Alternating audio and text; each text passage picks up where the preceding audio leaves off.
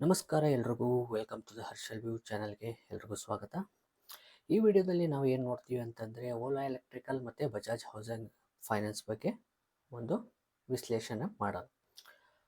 First of all Ola electrical ಬಗ್ಗೆ ನಾವು ನೋಡೋಣ.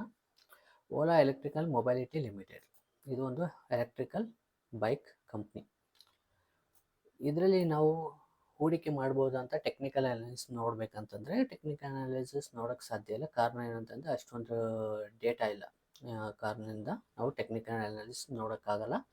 ಸೊ ಹಾಗಂತ ನಾವಿವಾಗ ಫಂಡಮೆಂಟಲ್ ಅನಾಲಿಸಿಸ್ ಮಾಡೋಣ. ಇಲ್ಲಿ ಸ್ಕ್ರೀನಲ್ಲಿ ಹೋಗ್ಬಿಟ್ಟು ನೀವು ಓಲಾ ಎಲೆಕ್ಟ್ರಿಕಲ್ ಮೊಬೈಲಿಟಿ ಲಿಮಿಟೆಡ್ ಅಂತ ಹಾಕಿದಾಗ ಇದು ಮಾರ್ಕೆಟ್ ಕ್ಯಾಪ್ ಬಂದುಬಿಟ್ಟು 40,522 ಕೋಟಿ ಇದೆ. ಕರೆಂಟ್ ಪ್ರೈಸ್ ಬಂದುಬಿಟ್ಟು 91 ರೂಪಾಯಿ 90 ಪೈಸೆ ಇದೆ. ಹೈ ಬಂದುಬಿಟ್ಟು ಹೋಗಿರೋದು 158, ಲೋ ಬಂದುಬಿಟ್ಟು 76ಕ್ಕೆ ಹೋಗಿದೆ. ಮತ್ತು ಡಿವಿಡೆಂಟ್ ಇದ್ರ ಬಗ್ಗೆ ಯಾವುದೇ ಡೀಟೇಲ್ಸ್ ಇಲ್ಲ. ಮುಂದೆ ನೋಡೋಣ. ಇದು ಯಾವ ರೀತಿ ಕಂಪ್ನಿ ಎಲ್ರಿಗೂ ಗೊತ್ತಿರೋಂಗೆ ಇದು ಒಂದು ಎಲೆಕ್ಟ್ರಿಕಲ್ ಬೈಕ್, ಎಲೆಕ್ಟ್ರಿಕಲ್ ಸ್ಕೂಟರ್. ಇದರಲ್ಲಿ ಇವ್ರದ್ದು ಮ್ಯಾನುಫ್ಯಾಕ್ಚರಿಂಗ್ ಎಲೆಕ್ಟ್ರಿಕಲ್ ಸ್ಕೂಟರ್ ಮ್ಯಾನುಫ್ಯಾಕ್ಚರಿಂಗ್ ಕಂಪ್ನಿಯಲ್ಲಿ ಇಂಡಿಯಾದಲ್ಲಿ 31% ಮಾರ್ಕೆಟು ಶೇರ್ಸು ಇವರ ಹತ್ರ ಇದೆ. ಓಲಾ ಎಲೆಕ್ಟ್ರಿಕಲ್ ಮೊಬೈಲಿಟಿ ಅಂತಂದರೆ ಬೇರೆ ಬೇರೆ ಕಂಪ್ನೀಸ್ ಇದೆಯಲ್ಲ ಅದರಲ್ಲಿ 31% ಈ ಓಲಾ ಎಲೆಕ್ಟ್ರಿಕಲ್ ಬೈಕ್ನ ತುಂಬ ಜನ ತೊಗೊಂಡಿದ್ದಾರೆ ಅಂತ ಅರ್ಥ. ಇದು ಒಳ್ಳೆ ಡಾಮಿನೇಟೆಡ್ ಮಾಡ್ತಾಯಿದೆ ಎಲೆಕ್ಟ್ರಿಕಲ್. ಇದರಲ್ಲಿ ತುಂಬ ಜನ ಬೈಯು ಮಾಡಿದ್ದಾರೆ ಇದನ್ನು. ಬಟ್ ಅದಾದಮೇಲೆ ಇದು ಮಾತ್ರ ನೋಡೋದಲ್ಲದೆ ಕೆಳಗಡೆ ಹೋಗಿ ನೋಡೋಣ ಏನಾದರೂ. ಇದು ಬಂದುಬಿಟ್ಟು ಅವರು ಪೇರೆಂಟ್ ಅವರ ಅಪೋಸಿಟ್ ಕಂಪ್ನೀಸು. ಅದಕ್ಕೇನು ನೋಡೋದು ಅವಶ್ಯಕತೆ ಇಲ್ಲ. ಇಲ್ಲಿ ಬಂದುಬಿಟ್ಟು ಅವ್ರದ್ದು ಸೇಲ್ಸ್ ನೋಡೋಣ. ಸೇಲ್ಸ್ ಬಂದುಬಿಟ್ಟು ಜೂನ್ 2 ಕ್ವಾರ್ಟರ್ಲಿ ರಿಸಲ್ಟು. ಜೂನ್ 2 ಇದರಲ್ಲಿ 1,243 ಕೋಟಿ, ಎಕ್ಸ್ಪೆನ್ಸಿವೆ 1,461 ಕೋಟಿ. ಓವರ್ ಆಲ್ ಪ್ರಾಫಿಟ್ಟು ಮೈನಸ್ ಇದೆ. ಇಂಟ್ರೆಸ್ಟು 36 ಕೋಟಿ, ಪ್ರಾಫಿಟ್ ಬಿಫೋರ್ ಟ್ಯಾಕ್ಸು ಮೈನಸಲ್ಲಿದೆ.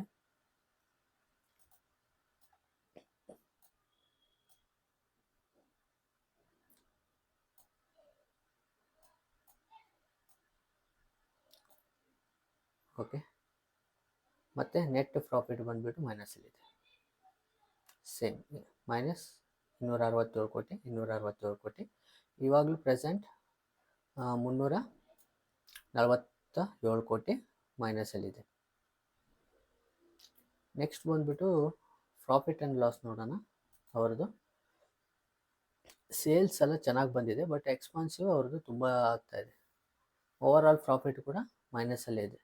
ಅಂದರೆ ಇದು ಪ್ರಾಫಿಟ್ ಮೇಕಿಂಗ್ ಕಂಪ್ನಿ ಅಲ್ಲ, ಇದು ಲಾಸ್ ಮೇಕಿಂಗ್ ಕಂಪ್ನಿ. ಇದು ಇಲ್ಲಿ ನೋಡ್ಬೋದು 2021ರಿಂದ ಟೋಟಲ್ ಆಗಿ ಅವ್ರು ಲಾಸ್ ಮಾಡಿಕೊಂಡೇ ಬರ್ತಾ ಇದ್ದಾರೆ.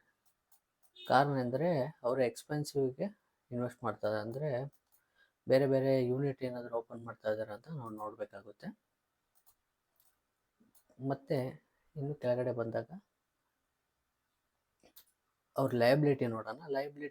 ಟೋಟಲ್ ಲಯಬಿಲಿಟಿ ಬಂದುಬಿಟ್ಟು ಇಯರ್ ಆನ್ ಇಯರ್ ಇನ್ಕ್ರೀಸ್ ಮಾಡ್ತಾ ಇದ್ದಾರೆ. ಮೋಸ್ಟ್ಲಿ ಅವ್ರು ಏನೋ ಬೇರೆ ಬೇರೆ ಪ್ಲ್ಯಾಂಟ್ ಏನಾದರೂ ಇದಕ್ಕೆ ಅವರು ಬಾರೋ ಮಾಡ್ಕೊಂಡಿದ್ದಾರೆ ಅಂತ ನಾವು ನೋಡಬೇಕಾಗುತ್ತೆ. ಬಾರೋಯಿಂಗ್ ನೋಡಿದ್ರೆ 2020 42 ಕೋಟಿ ಇತ್ತು ಮಾರ್ಚಲ್ಲಿ ಇದು.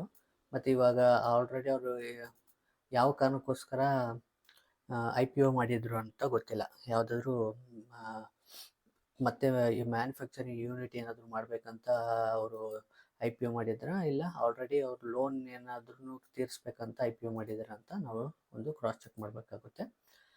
ಅದನ್ನು ಬಿಟ್ಟು ನಾವು ನೋಡಬೇಕಂದ್ರೆ ಅಸೆಟ್ಟು ಸೇಮ್, ಲಯಬಿಲಿಟಿ ಏನಿದೆ ಅದು ಅಸೆಟ್ ಇದೆ.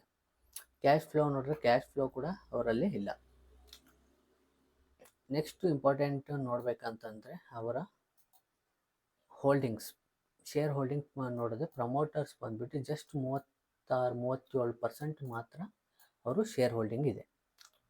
ಮಿಕ್ಕಿರೋದಲ್ಲ 7% 6% FIA, 7% FIA, 6% DI.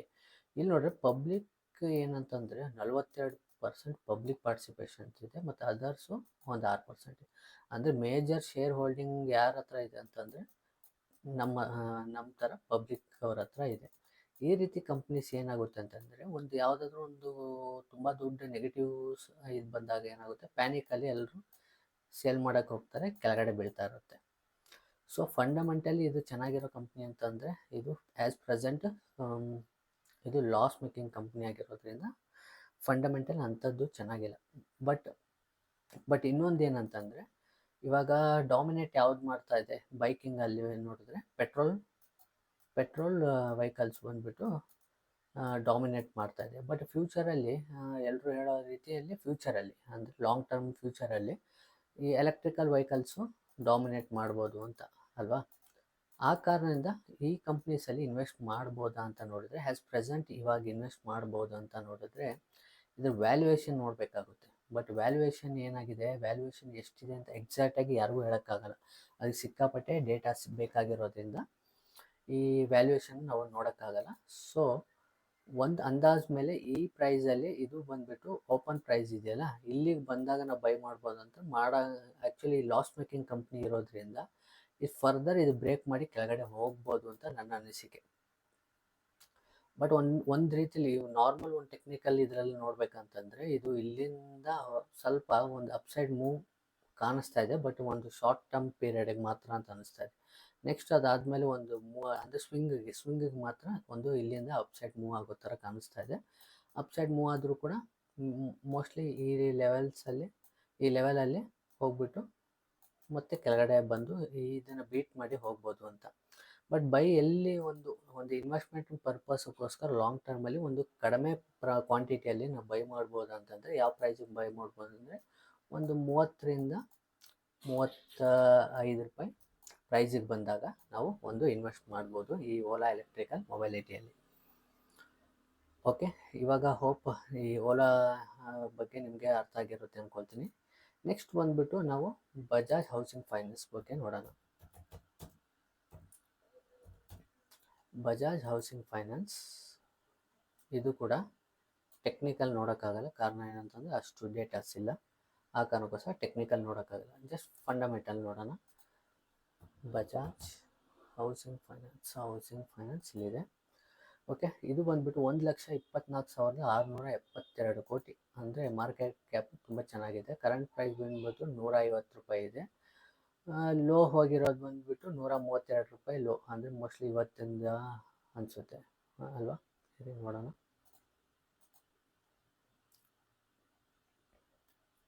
130ವರೆಗೂ ಹೋಗಿದೆ ಇವತ್ತು ಲೋ. ಓಕೆ, ಇವತ್ತಿನ ಲೋ ಅದು. ನೆಕ್ಸ್ಟ್ ಬಂದುಬಿಟ್ಟು ಇದ್ರ ಬಗ್ಗೆ ಇನ್ನೂ ಫುಲ್ ಡೇ ಇದೆ. ಸ್ಟಾಕ್ ಪಿ ಬಂದುಬಿಟ್ಟು 72 ನೆಕ್ಸ್ಟು ಬಂದುಬಿಟ್ಟು ಬಜಾಜ್ ಹೌಸಿಂಗ್ ಫೈನಾನ್ಸ್ ಬಂದುಬಿಟ್ಟು ಹುಡ್ಕೋ, LIC housing finance, PNB housing finance, Aadhaar housing finance, ಇದು ಬಂದುಬಿಟ್ಟು ಅವರ ಅಪೋಸಿಟ್ ಕಂಪ್ನೀಸು. ರೆವೆನ್ಯೂಸ್ ನೋಡಬೇಕಂತಂದರೆ ರೆವೆನ್ಯೂ ಚೆನ್ನಾಗಿದೆ, ಎಕ್ಸ್ಪೆನ್ಸಿವ್ ಕೂಡ ಅವರು ತುಂಬ ಇಲ್ಲ, ಕಡಿಮೆನೇ ಇದೆ. ಮತ್ತು ಫೈನಾನ್ಷಿಯಲ್ ಪ್ರಾಫಿಟ್ ಕೂಡ ಚೆನ್ನಾಗಿದೆ, ಗ್ರೋತ್ ಆಗ್ತಾನೆ ಇದೆ, ಸ್ವಲ್ಪ ಇನ್ಕ್ರೀಸ್ ಆಗ್ತಾಯಿದೆ. ನೆಟ್ ಪ್ರಾಫಿಟ್ ಕೂಡ ಇನ್ಕ್ರೀಸ್ ಆಗ್ತಾಯಿದೆ ಕ್ವಾರ್ಟರ್ಲಿ ರಿಸಲ್ಟಲ್ಲಿ. ಇನ್ನು ಇಯರ್ಲಿ ರಿಸಲ್ಟಲ್ಲಿ ನೋಡಬೇಕಂತಂದರೆ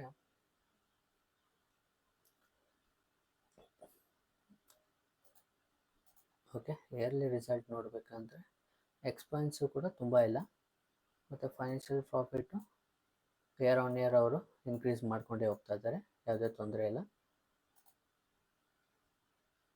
ಮತ್ತು ನೆಟ್ ಪ್ರಾಫಿಟ್ ಕೂಡ ಇಯರ್ ಆನ್ ಒಳ್ಳೆ ಪ್ರಾಫಿಟ್ ಕೊಡ್ತಾ ಇದೆ. ಬಾರೋವಿಂಗು ಬಂದುಬಿಟ್ಟು ಬಟ್ ಇಯರ್ ಆನ್ ಇಯರ್ ಇದು ಸ್ವಲ್ಪ ಅವರು ಬಾರೋ ಮಾಡ್ತಾರೋ ಮನಿ ಬಂದುಬಿಟ್ಟು ಜಾಸ್ತಿ ಆಗ್ತಾ ಇರೋದಂದರೆ ಅವರು ಇದು ಬಂದುಬಿಟ್ಟು ಇವರೇ ಒಂದು ಲೋನ್ ಕೊಡೋದ್ರಿಂದ ಮೋಸ್ಟ್ಲಿ ಲೋನ್ ಬೇಕಾಗಿರೋ ಫೈನಾನ್ಷಿಯಲ್ ಅಮೌಂಟನ್ನ ಅವರು ಬಾರೋ ಮಾಡಿರ್ಬೋದು ಅಂತ ನನ್ನ ಅನಿಸಿಕೆ. ಟೋಟಲ್ ಲಯಬಿಲಿಟಿ ಬಂದುಬಿಟ್ಟು 81,000 ಕೋಟಿ ಇದೆ. ಇಯರ್ ಆನ್ ಇಯರ್ ಅವರು ಇನ್ಕ್ರೀಸ್ ಮಾಡ್ತಾನೆ ಇದ್ದಾರೆ, ಅಂದರೆ ಅಷ್ಟೊಂದು ಅವರು ಹೋಮ್ ಲೋನ್ಸ್ ಕೊಡ್ತಾ ಇದ್ದಾರೆ ಅಂತ ನೋಡಬೇಕಾಗುತ್ತೆ. ನೆಕ್ಸ್ಟ್ ಬಂದುಬಿಟ್ಟು ಕ್ಯಾಶ್ ಫ್ಲೋ ನೋಡೋಣ. ಕ್ಯಾಶ್ ಫ್ಲೋ ಮೈನಸಲ್ಲಿದೆ, ರೇಷೋಸು ಅದಾಯಿತು. ಓಕೆ, ನೆಕ್ಸ್ಟ್ ಇಂಪಾರ್ಟೆಂಟ್ ನಾವು ನೋಡಬೇಕಾಗಿರೋದು ಪ್ರಮೋಟರ್ಸ್ ಹೋಲ್ಡಿಂಗ್ಸು. 88 ಆಲ್ಮೋಸ್ಟ್ 89% ಇದೆ ಅವ್ರ ಹತ್ರ. ಬಟ್ ಇದು 75%ಗೆ ಇಳಿಸ್ಬೇಕಾಗುತ್ತೆ ಅವರು. ಮತ್ತು ಡಿ ಐ ಎಫ್ ಐ 2% ಇದೆ, ಡಿ ಐ 2% ಇದೆ, ಪಬ್ಲಿಕ್ ಪಾರ್ಟಿಸಿಪೇಷನ್ 6% ಇದೆ. ಇದು ಒಂದು ಫಂಡಮೆಂಟಲಿ ಚೆನ್ನಾಗಿರೋ ಕಂಪ್ನಿ ಇದು. ರೀಸನ್ ಹೇಳಬೇಕಂತಂದರೆ ಇದು ಬಜಾಜ್ ಫಿನಾನ್ಸು ಮತ್ತು ಬಜಾಜ್ ಫಿನ್ಸರ್ವ್ ಈ ಎರಡು ಕಂಪ್ನಿ ಬಂದುಬಿಟ್ಟು ಅವರು ರಿಸ್ಕ್ ಇರೋ ಲೋನ್ಸು ಅಪ್ಲಿಕೇಬಲ್ ಆಗುತ್ತೆ ಅಲ್ವಾ. ಅಂದರೆ ಇನ್ಸ್ಟೆಂಟ್ ಲೋನು ಆ ರೀತಿ ಲೋನ್ಗಳನ್ನ ಪ್ರೊವೈಡ್ ಮಾಡೋ ಇದು ಇದಿರುತ್ತೆ, ಕೆಲವು ಕನ್ಸ್ಯೂಮರ್ ಲೋನ್ಸು ಈ ರೀತಿ. ಬಟ್ ಅದೆಲ್ಲ ರಿಸ್ಕ್ ಇರೋದು. ಬಟ್ ಇದು ಹೌಸಿಂಗ್ ಫೈನಾನ್ಸ್ ಅಂತಂದರೆ ಅವ್ರು ಮೋಸ್ಟ್ಲಿ ಮನೆ ಕಟ್ಟುವಾಗ ಅವ್ರ ಸೈಟ್ ಡಾಕ್ಯುಮೆಂಟೇಷನ್ ತೊಗೊಂಡು ಅದ್ರ ಮೇಲೆ ಲೋನ್ ಕೊಡ್ಬೋದು. ಮತ್ತು ಇಲ್ಲಾಂದರೆ ಅವ್ರ ಸೈಟ್ ಏನಾದರೂ ತೊಗೋಬೇಕಂತಂದರೆ ಅದ್ರ ಮೇಲೆ ಲೋನ್ ಕೊಡ್ಬೋದು. ಬಟ್ ಆ ಸೆಕ್ಯೂರಿಟಿ ಇಟ್ಕೊಂಡು ಅವ್ರು ಲೋನ್ ಕೊಡೋ ಥರ ಇರ್ಬೋದು ಇದು ಹೌಸಿಂಗ್ ಫೈನಾನ್ಸ್ ಆಲ್ಮೋಸ್ಟ್. ಬಟ್ 100% ಇಲ್ಲ ಅಂದ್ರೂ ಕೂಡ ಅಟ್ಲೀಸ್ಟ್ ಒಂದು 60 to 70% ಆದರೂ ಅವ್ರದ್ದು ಒಂದು ಸೇಫ್ಟಿ ಇರೋವಂಥ ಒಂದು ಇದಾಗುತ್ತೆ ಕಂಪ್ನಿ. ಇದು ಕೂಡ ಒಂದು ಬಜಾಜ್ ಫೈನಾನ್ಸ್ ಮತ್ತು ಬಜಾಜ್ ಫಿನ್ಸರ್ವ್, ಬಜಾಜ್ ಆಟೋ ಥರ ಒಂದು ಮಲ್ಟಿಬ್ಯಾಗರ್ ಕಂಪ್ನಿ ಆಗ್ಬೋದು ಅಂತಂದ್ರೆ ಖಂಡಿತ ಆಗುವ ಚಾನ್ಸಸ್ ಕೂಡ ಇದೆ. ಇದರಲ್ಲಿ ಇವಾಗಲೂ ಹೂಡಿಕೆ ಮಾಡ್ಬೋದು ಅಂತಂದರೆ ಇವಾಗ ಹೂಡಿಕೆ ಮಾಡ್ಬೋದು. ಸ್ಲೋ ಆ್ಯಂಡ್ ಸ್ಟಡಿಯಾಗಿ ಇದರಲ್ಲಿ ಹೂಡಿಕೆ ಮಾಡೋಕ್ಕೆ ಸ್ಟಾರ್ಟ್ ಮಾಡ್ಬೋದು. ಒಂದು ವೇಳೆ ಇದು ವ್ಯಾಲ್ಯೂಯೇಷನ್ಸ್ಗೆ ಕರೆಕ್ಟಾಗಿ ಇದೆಯಾ ಅಂತ ಅನಿಸಿದ್ರೆ ಇವಾಗ ಹೂಡಿಕೆ ಮಾಡೋದ್ರಲ್ಲಿ ಯಾವುದೇ ತೊಂದರೆ ಇಲ್ಲ ಇದರಲ್ಲಿ ಬಜಾಜ್ ಹೌಸಿಂಗ್ ಫೈನಾನ್ಸಲ್ಲಿ. ಇನ್ನು ಫರ್ದರ್ ಇನ್ನು ಕೆಳಗಡೆ ಹೋಗಿ ಕೂಡ ನಾವು ಆ್ಯಾವ್ರೇಜ್ ಮಾಡ್ಕೊಂಡು ಹೋಗ್ಬೋದು ಅಲ್ವಾ. ಇಲ್ಲಿ ಕೆಳಗಡೆ ಹೋಗ್ತಾ ಇದ್ದಂಗೆ ಅಂದರೆ ಇನ್ವೆಸ್ಟ್ಮೆಂಟ್ ಪರ್ಪಸ್ಸಿಗೆ ಹೇಳ್ತಾ ಇರೋದು, ಲಾಂಗ್ ಟರ್ಮ್ ಪರ್ಪಸ್ಸಿಗೆ ಇದು ನಾವು ಆ್ಯಾವ್ರೇಜ್ ಮಾಡ್ಕೊಂಡು ಹೋಗ್ಬೋದು ಅನ್ನೋ ಸ್ಟಾಕ್ಸ್ ಇದು ಬಜಾಜ್ ಹೌಸಿಂಗ್ ಫೈನಾನ್ಸ್. ಇವಾಗ ಓಲಾ ಎಲೆಕ್ಟ್ರಿಕಲ್ ಮತ್ತು ಬಜಾಜ್ ಹೌಸಿಂಗ್ ಫೈನಾನ್ಸು ಯಾವುದು ಬೆಸ್ಟ್ ಅಂತಂದರೆ Bajaj housing finance is best. ಇದು ಓಲಾನ ಇವಾಗ ಅವಾಯ್ಡ್ ಮಾಡಿ ಅದು 30ರಿಂದ 35 ಬಂದಾಗ ಪ್ರೈಸು ಆವಾಗ ಒಂದು ಸ್ವಲ್ಪ ರಿಸ್ಕ್ ತೊಗೊಂಡು ಬೈ ಮಾಡಿ ಇಟ್ಕೋಬೋದು ಈ ಲಾಂಗ್ ಟರ್ಮ್ಗೆ ಓಲಾ ಈ ಕಂಪ್ನಿನ. ಬಟ್ ಇವಾಗ ಇದು ಇನ್ವೆಸ್ಟ್ ಮಾಡಬೇಕಂದ್ರೆ ಖಂಡಿತ ಇನ್ವೆಸ್ಟ್ ಮಾಡ್ಬೋದು ಇವಾಗ ಆ್ಯಸ್ ಪ್ರೆಸೆಂಟ್. ಕಾರಣ ಅಂದರೆ ಅವರು ಓಪನಿಂಗ್ ಪ್ರೈಸ್ಗಿಂತ ಅಂದರೆ ಲಿಸ್ಟಿಂಗ್ ಪ್ರೈಸ್ಗಿಂತ ಕಡಿಮೆಯಲ್ಲಿ ಬಂದು ಇವಾಗ ಮತ್ತೆ ಆ್ಯಸ್ ಪರ್ ಅವರು ಲಿಸ್ಟಿಂಗ್ ಪ್ರೈಸಲ್ಲೇ ಬಂದಿದೆ.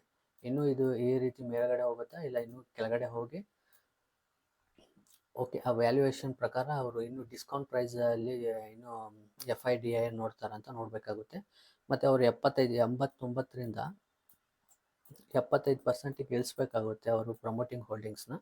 ಅದು ಯಾವಾಗ ಇಳಿಸ್ತಾರೆ ಅಂತ ಗೊತ್ತಿಲ್ಲ. ಆವಾಗ ಅದು ಬೈ ಮಾಡಿದಾಗ ಅವು ಮತ್ತೆ ಫರ್ದರ್ ಅಪ್ಸೈಡ್ ಹೋಗೋ ಚಾನ್ಸಸ್ ಇರುತ್ತೆ ಅಂದ್ಕೊಳ್ತೀನಿ ನಾನು.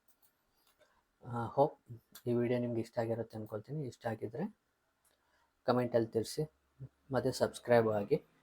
ಇದೇ ರೀತಿ ಮತ್ತೆ ಇನ್ನೊಂದು ವಿಡಿಯೋದಲ್ಲಿ ನೋಡೋಣ. ಎಲ್ರಿಗೂ ಧನ್ಯವಾದಗಳು.